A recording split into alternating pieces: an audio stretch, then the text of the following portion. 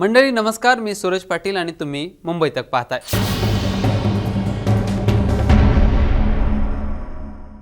एकनाथ शिंदे असो की त्यांना सपोर्ट करणारे त्यांचे आमदार असो, हे सगळे एक दिवस कधीच विसरणार नाहीत। तो म्हणजे 20 जून 2022 याच दिवशी एकनाथ शिंदेंनी बंड केलं। आपल्या सोबत काही आमदार घेतले, सुरत गाठलं। त्यानंतर बातम्या सुरू झाल्या की शिवसेनेचे काही आमदार नॉट रिचेबल। तिथून पुढे संघर्ष सुरू झाला। कोणी त्याला क्रांती म्हटलं, कोणी उठाव म्हटलं, तर कोणी बंड म्हटलं। 50 खोके एकदम ओके हा स्लोगन तर अजूनही गाजतोय। पण या सगळ्या घडामोडीला एका वाढदिवसाची किनार आहे हे ऐकल्यावर तुम्हाला अजब वाटेल, पण हे खरं आहे। हा सगळा प्रसंग आपण पुढील काही मिनिटात पाहणार आहोत। विषयाची सुरुवात करण्याआधी आपल्याला 10 जून 2022 ला काय घडलं ते पाहणं गरजेचं आहे। या दिवशी राज्यसभेची निवडणूक पार पडली। मैदानात होते भाजपचे पियुष गोयल, अनिल बोंडे, धनंजय महाडिक। शिवसेनेचे उमेदवार होते संजय राऊत आणि संजय पवार। राष्ट्रवादीकडून उमेदवार होते प्रफुल्ल पटेल आणि काँग्रेसकडून उमेदवार होते इम्रान प्रतापगडी। या निवडणुकीत शिवसेनेच्या संजय पवारांचा पराभव झाला। 6 जागांसाठी 7 उमेदवार मैदानात होते, त्यामुळे कोणतरी पडणार हे कन्फर्म होतं। संख्याबळ नसून हे आपण जिंकणार हे भाजपचे नेते सांगत होते। झालंही तसंच।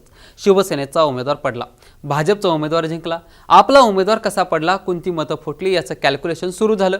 आपले आमदार मुंबईत आणणं, हॉटेलमध्ये ठेवणं, प्रत्येक दिवशी त्यांना त्या जागेचं महत्त्व पटवून देणं, असं सगळं करूनही शिवसेनेचा उमेदवार पडला होता। याचं दुःख शिवसेनेच्या बड्या नेत्यांना झालं होतं।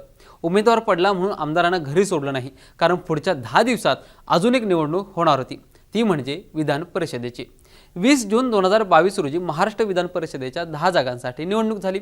मैदानात होते काँग्रेसचे चंद्रकांत हंडोरे, भाई जगताप, राष्ट्रवादीचे एकनाथ खडसे, रामराजे निंबाळकर, भाजपचे राम शिंदे, प्रवीण दरेकर, प्रसाद लाड, उमा खापरे, श्रीकांत भारतीय, शिवसेनेचे आमशा पाडवी, सचिन आहेर। यावेळी निवडणूक झाली ती भाजप विरुद्ध काँग्रेस यांच्यात। इथेही काँग्रेसचा उमेदवार हरला, उमेदवार जिंकला तो भाजपचा। दोन्ही निवडणुकीत जादाचा उमेदवार देऊन जिंकून आणण्याची किमया देवेंद्र फडणवीसांनी करून दाखवली होती। मात्र यावेळी खरा गेम खेळला तो एकनाथ शिंदे याने। तब्बल 10 दिवस शिवसेनेचे आमदार मुंबईत होते।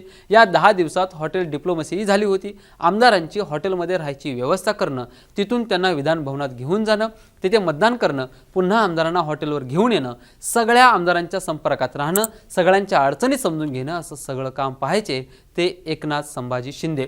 या दोन्ही निवडणुकीच्या दरम्यान झालेल्या आदित्य ठाकरेंच्या अयोध्या दौऱ्यातही एकनाथ शिंदेंचा पुढाकार होता।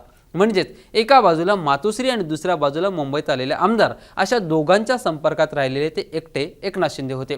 आता 20 जूनला म्हणजेच एकनाथ शिंदे यांनी ज्या दिवशी सुरत गाठलं, त्या दिवशी काय घडलं ते पाहूया।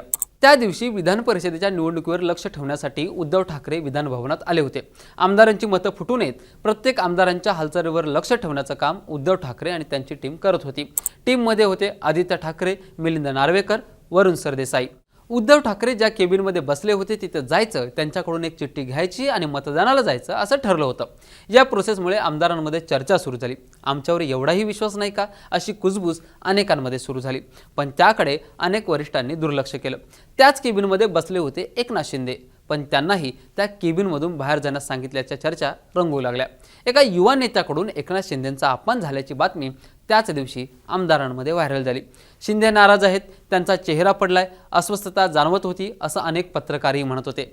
पण कोणाला काय घडतंय याची जाणीव झाली नाही। आता संध्याकाळ झाली होती। एकनाथ शिंदेंच्या नाराजीकडे अनेकांचं दुर्लक्ष झालं होतं आणि चर्चा सुरू झाली होती भाजपच्या विजयाची। भाजपकडे संख्याबळ नसतानाही त्यांचे सगळे उमेदवार कसे जिंकून आले याचंच गणित अनेक जण करत होते। तर आपली कुठली मतं फुटली यावर महाविकास आघाडीचे नेते बोलत होते। महाविकास आघाडीची तब्बल 20-21 मतं फुटली होती। रात्रीचे 12 वाजले होते।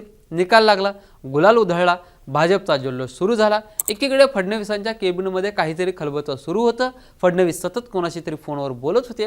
हळूहळू अनेक आमदार आपल्या घरी, आपल्या हॉटेलच्या रूमकडे, तर कोणी जेवणाचा बेत करून विधान भवनातून बाहेर पडत होते।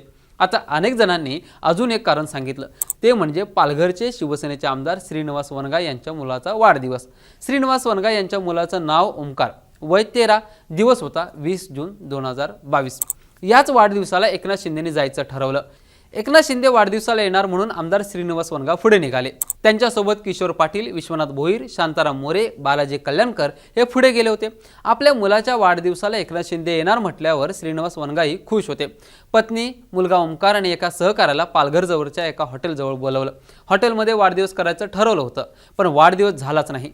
एकनाथ शिंदे यांच्याकडून फोन आला, आपल्याला पुढे जायचंय, त्यामुळे तुम्ही आवरा।